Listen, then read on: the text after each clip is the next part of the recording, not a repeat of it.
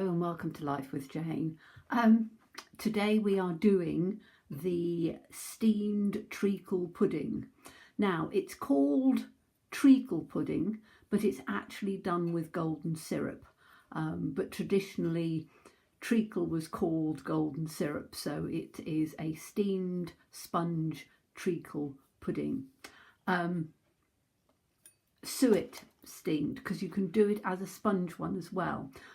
It's a traditional old recipe and I'm doing it in a traditional manner. However, I'm cooking it in the microwave because you can do it in 8 minutes, which is not very long at all. So I am going to put into, I've got some self-raising flour or all-purpose flour with a teaspoon of baking powder in.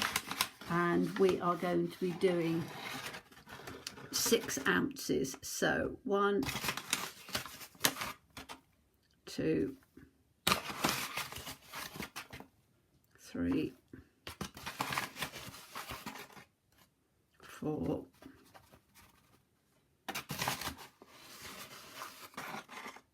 5. Just getting the bits down in on here. 6. Okay, so 6 ounces of flour. Put that out of the way. And then we need 2 ounces of sugar. So 2 tablespoons of sugar.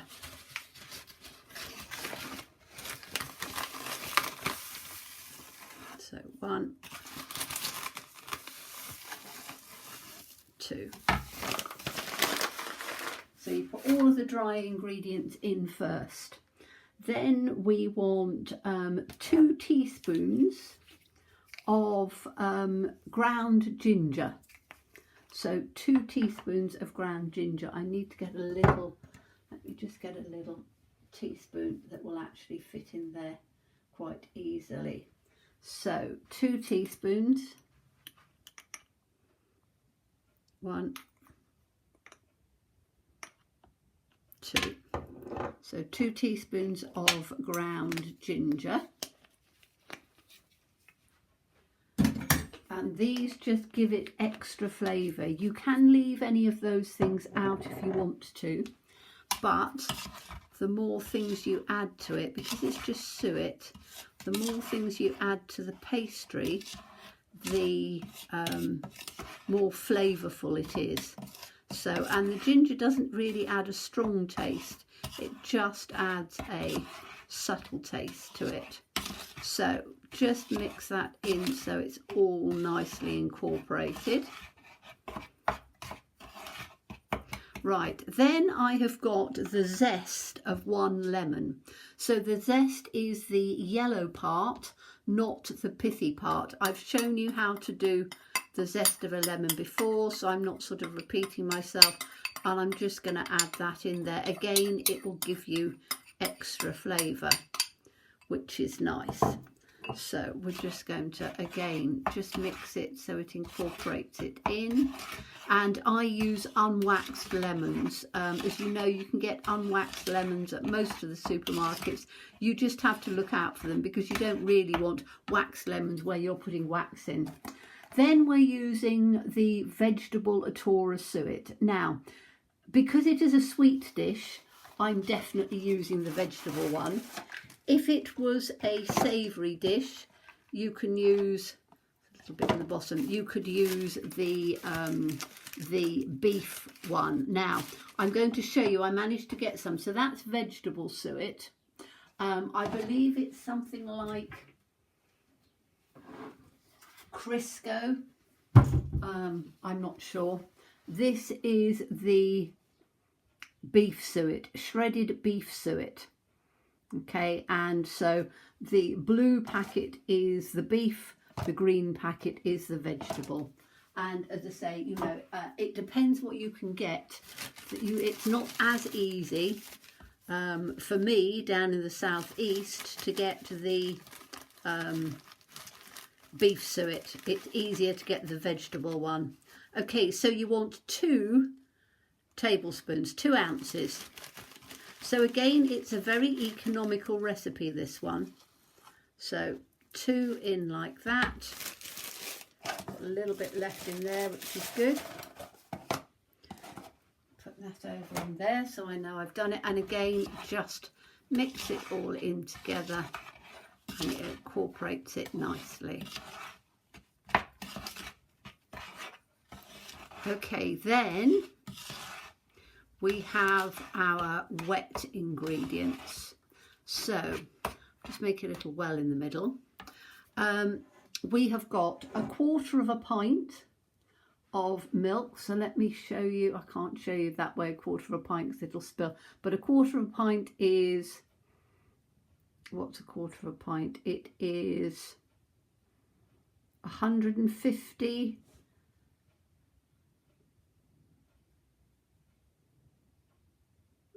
parts of a litre or something, I don't know. And it's just for, it's 5 fluid ounces. So you need to just put that in on the centre. And 1 beaten egg. So that can go in on there as well. And I have got the juice. I'm just going to mix this a little bit in. I've got the juice of the lemon, so I'm going to add that in as well. Okay, because again it'll add flavour, and just start to mix it all together. Now, if the mixture is a little bit too dry, you can always add some more, just a tablespoon of milk or water. This, I think, should be perfect. So I just need to start mixing it all in. I'm just going to put just a tea towel in underneath, because as I say, otherwise it bangs about a bit. So just make sure that I'm getting all of the flour. And as I say, it's a fairly loose mixture. You don't want it to be too stiff. Now I'm just going to clean my, just get a knife and just clean the flour off of here.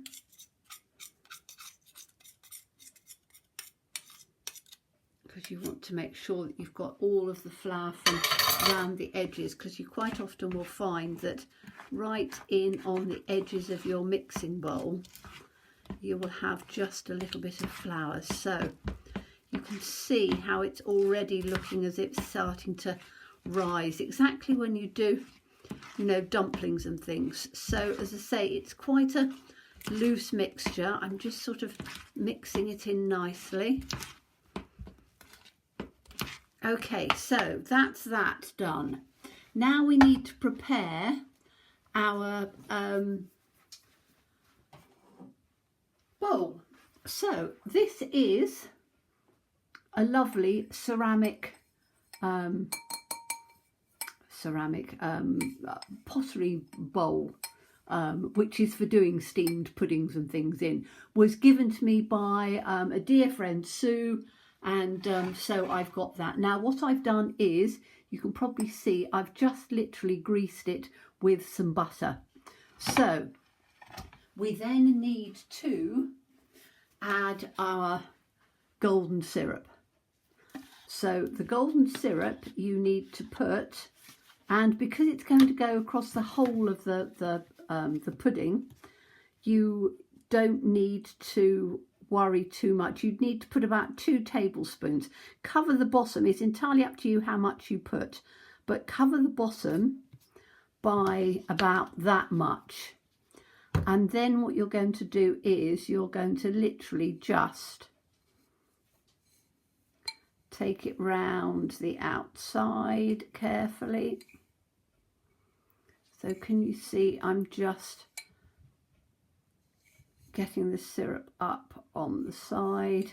And as I say, you can put as much syrup as you want in there, but I like it not overly syrupy, because you can always add syrup or something afterwards. So once you've got it in like that, you very quickly, before it all settles down, put your mixture straight in, so you end up with some of it up on the sides. Most of it will sink down to the bottom, but you will have some up on the sides. Now this is a lovely, lovely fluffy mixture, and the lemon will make it fluffy as well, because the lemon is acidic and it reacts to the same as when you're making bread. It reacts to the flour and you get it all coming up nicely. Okay, so that, and can you see you've got syrup coming up the sides as well, which is quite nice.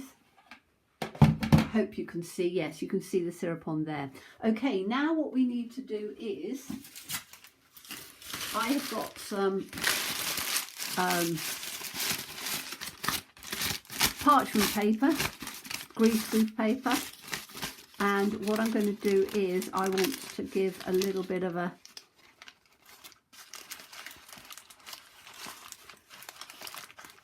crease in there so that it can expand, and then you need to put a piece of string or whatever you've got. I've actually got this old bit of ribbon which I've been using on it for a while. And sorry, let me come this side so I can see what I'm doing. And you're literally just going to tie it round. So I'm just going to take this round here, make sure it's, says me, I had all of this beautifully done and now it's not wanting to play ball. And I have wet the paper as well. So it's always because I'm on camera, isn't it? Right, let's just take this across like this.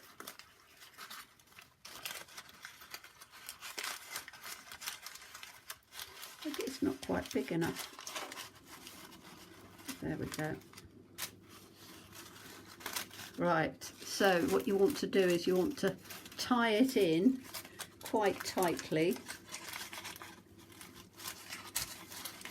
There we are, over the top. But what I want to do is to make sure that I've got it coming just enough for it to expand, because it does expand quite a lot. So that's probably about right. Tie it in tight, and I just tie it with a bow. I make sure that it's tied tight enough, but there is still room for it to expand. So you can probably see from there, it's tied like that. Now, I put it in the microwave on medium. It needs to be on medium for 8 minutes. You need to play around. My microwave is a quite powerful one, so it's a 750 watt one. I have read recipes where you can put it in for 12 minutes. You need to sort of check it after 5-6 minutes and see. 8 minutes is perfect for me because I've tried it a couple of times. So I'll come back after it's been microwaved and we can see what it's like. Hello, well, it's out of the microwave. I've let it rest for 10 minutes. So you need to put it in the microwave on medium for 8 minutes. And then when you take it out of the microwave, I've got it on a metal rack, but you can put it onto anything as long as it won't mark because it'll be hot, and leave it for 10 minutes to just sort of settle. I've taken the string off. So I've taken the string off, and now I can take the top off. It's still very warm, but you can see how it's risen beautifully and is looking lovely. Now what I'm going to do is I'm just going to run a knife down the side carefully, because I want to make sure that it's just come away from the edge enough.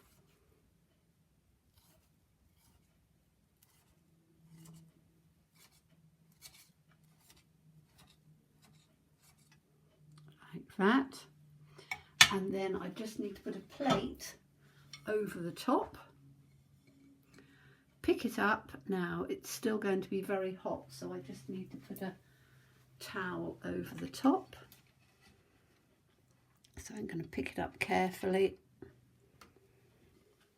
turn it upside down. Hopefully I didn't knock you, and if I did, I'm sorry.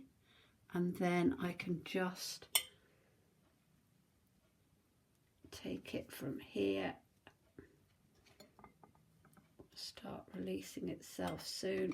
Come down one side, come on. Ow, ow, ow, it's hot.